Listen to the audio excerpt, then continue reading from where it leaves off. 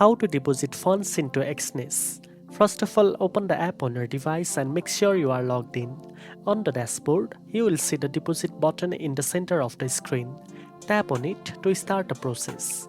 Next, choose your preferred payment method from the available options such as crypto wallet, bank card, Bitcoin, Skrill, Binance Pay, and more.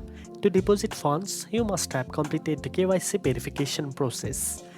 Now enter the amount you want to deposit, making sure it meets the minimum deposit requirement for your account type, and select your currency. Double check all payment details before proceeding.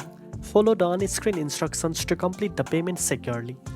Depending on your chosen method, the funds may be credited instantly or could take a few minutes. Once the deposit is successful, you will see a confirmation message and your account balance will be updated automatically. Now you know how to deposit funds into Exness. If you found this video helpful, don't forget to like, share and subscribe for more trading tips. Thanks for watching and I'll see you in the next one.